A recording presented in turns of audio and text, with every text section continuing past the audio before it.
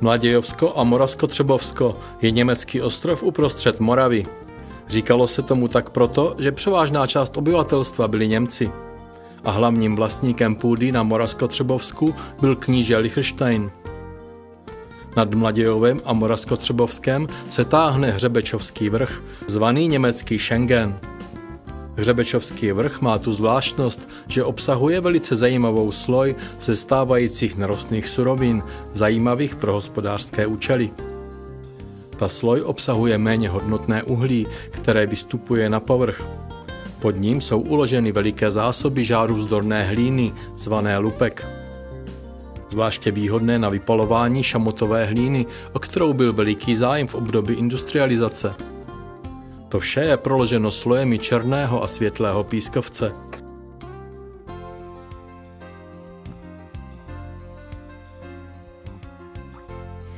Těžba tady probíhala již od 19. století. Hlavně se těžilo polopovrchovým způsobem uhlí, kterému Němci říkali křídové uhlí. Toto uhlí se bohužel vyznačuje velmi špatnou kvalitou, jelikož obsahuje 30 až 40 % nespalitelných látek a veliký obsah síry.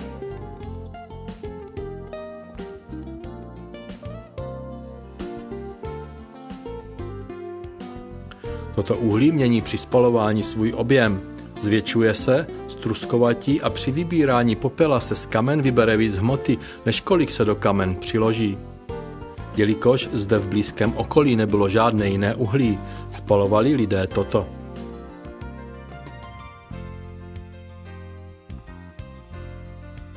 První člověk, který se začal zabývat touto těžbou, byl továrník Steinberger, který byl vlastníkem barvírny a tkalcovny. V roce 1855 si opatřil první parní pohonný stroj. Tudíž bylo v jeho zájmu, aby si zajistil vlastní uhlí, za jehož dovoz by nemusel platit horentní částky. Z tohoto důvodu si pan továrník otevřel 3 doly. Tyto doly nazval po svých rodinných předcích. Na Nové Vsi to byly doly Hugo Karel Brancelesius a na Hřebči to byl důl Václav Teodor. V těchto dolech se začalo s těžbou tohoto málohodnotného uhlí a poté se přešlo na těžbu jílovců. Těžbou se zabývali i různí drobní těžaři.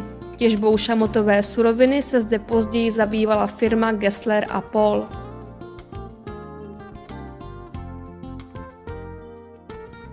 V roce 1880 se zde objevil podnikatel, těžař německého původu. Jmenoval se Gerhard Maue, který přišel do Mladějova z Horního Slezska. Tento pan Maue byl správcem několika uhelných dolů v oblasti Katovicka. Přivedl si sebou do Mladějova svého odborníka Gustava Schmidta, který velmi dobře rozuměl geologickému průzkumu. Společně začali dobývat suroviny a zasílali je do hutí, porcelánek a skláren.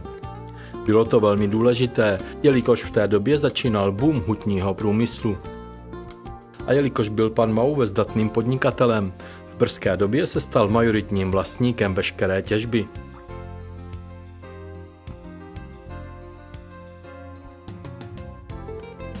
Když se v roce 1898 stavěla železnice Moravské západní dráhy z Třebovic v Čechách do Chornice, pan Maue si koupil malý pozemek, na kterém si vystavěl šamotový závod, který měl návaznost na železniční dopravu.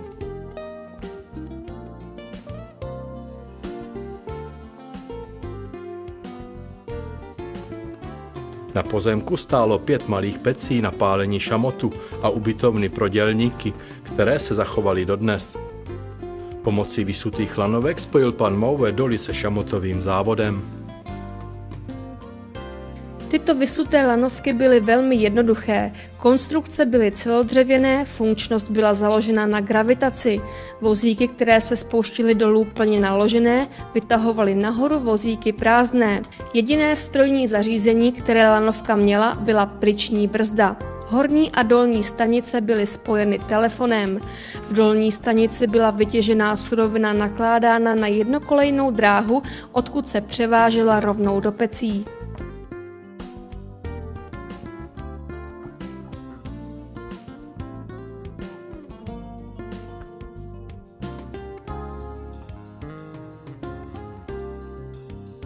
V roce 1908 byla těžba zastavena.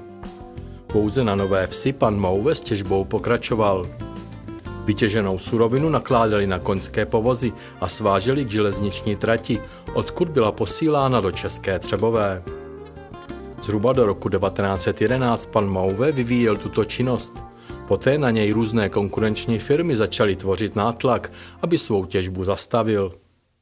Podnikatel Mouve byl však pevně rozhodnut, že bude pokračovat dál. Krátce na tu však zemřel a podnik převzal jeho syn.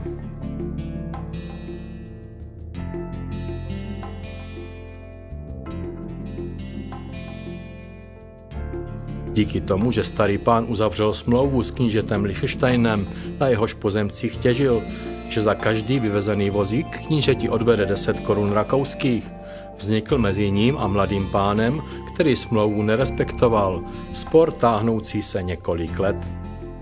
Jediný, kdo z tohoto sporu něco vytěžil, byli právní zástupci obou znesvářených stran.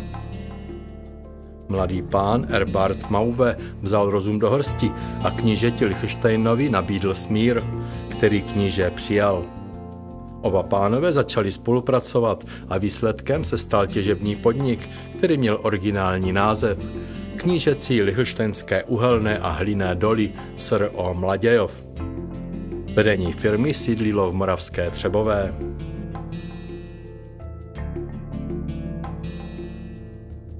Za první světové války nastal velký rozvoj, kdy byly na těžbu šamotu kladeny veliké požadavky. Zdejší podnik se ocitl ve velké přízni rakouského ministerstva války a byl prohlášen za strategicky důležitý pro obranu monarchie.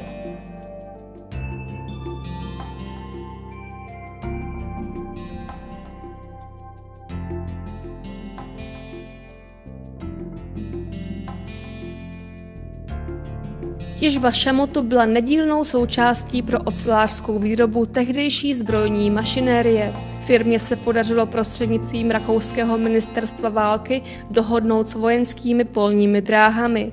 Na základě této dohody vyslala rakouská armáda železničního odborníka, který zmapoval možnosti výstavby úzkorozchodné železnice. Tato by spojovala ústí šachet a byla by zakončena v závodech v Mladějově. V roce 1916 začal nadporučík Viktor Varga vyměřovat trať. K dispozici mu bylo přiděleno asi 1000 vojenských, převážně ruských zajatců, se kterými měl trať postavit. Koňská železniční doprava, která byla zavedena v roce 1916, byla roku 1918 zrušena a nahrazena dopravou lokomotivní. 3 lokomotivy úspěšně zajišťovaly přepravu z Hřebče až do Mladějova. V Mladějově pálení ustalo. Staré pece byly zbourány a nahrazeny novými na Hřebči.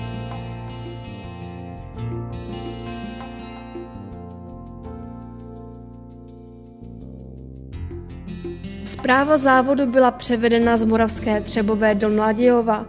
Původní ubytovna byla přestavěna na správní budovu. Zároveň vznikla parní výtopna pro parní lokomotivy s údržbářskou dílnou a v roce 1919 i závodová elektrárna.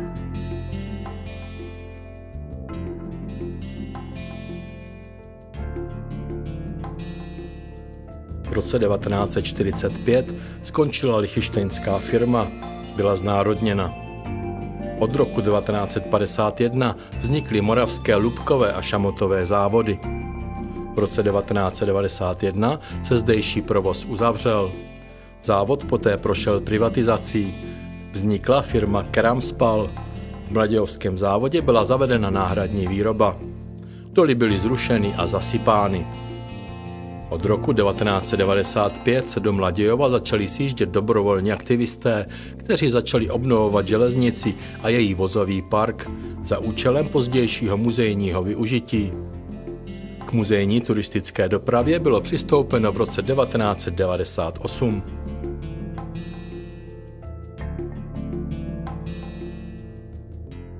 Zpočátku byla muzejní činnost zaměřena pouze na dráhu, nyní jsou budovány i expozice silniční, stavební, zemědělské a důlní techniky.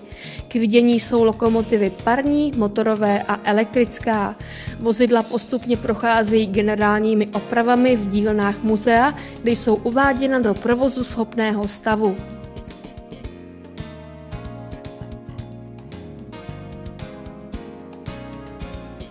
Kolekce motorových lokomotiv obsahuje většinou stroje z československé produkce.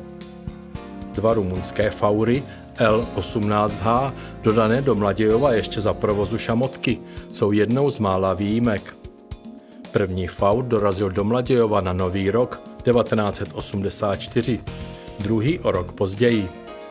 I když jsou stroje rumunské výroby, jsou v nich nasazeny motory MAN s přímým vstřikem o výkonu 180 koní.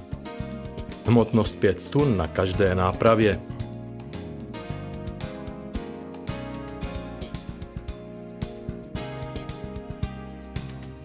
Stroj BNE 50 byl vyráběn stavostrojem v Radotíně v 50. letech. Další z dochovaných lokomotiv jsou 2 kusy 60-kolových BN 60H, vyrobených v turčanských strojírnách Martin.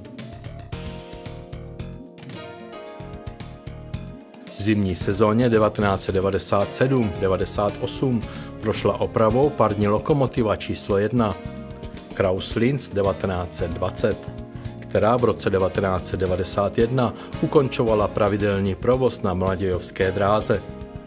Jde o unikátní lokomotivu atypické kloubové konstrukce s podpůrným tendrem a rozvodem Helmholtz.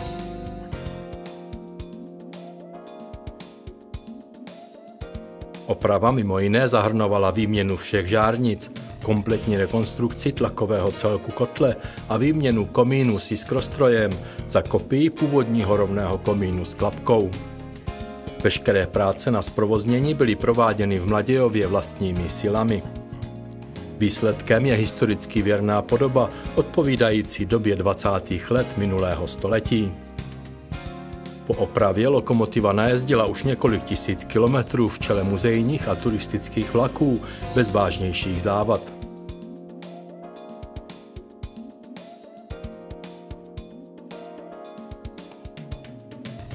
Lokomotiva typu PS80 je vrcholem konstrukce malých parních průmyslových lokomotiv u ČKD.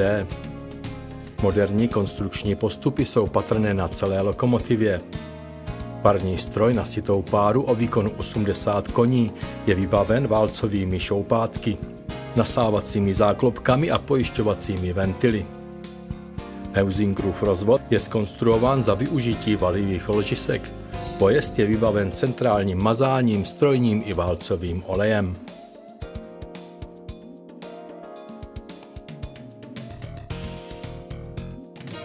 Mimo opravené lokomotivy číslo 1 je funkční ještě původní 5. Tato nejsilnější mladějovská lokomotiva byla opětovně zprovozněna po několikaletém odstavení na jaře roku 2003. Zprovoznění nebylo nijak náročné, protože stroj prošel v době ukončení provozu opravou. Tato lokomotiva byla vyrobena firmou Kraus-Linz v roce 1929 a je vybavena podpůrným tendrovým podvozkem. Svou konstrukcí byla uspůsobena speciálně pro mladějovskou železnici. Její výkon činí 70 koňských sil. Jedná se o největší a nejtěžší lokomotivu v Evropě o rozchodu 600 mm.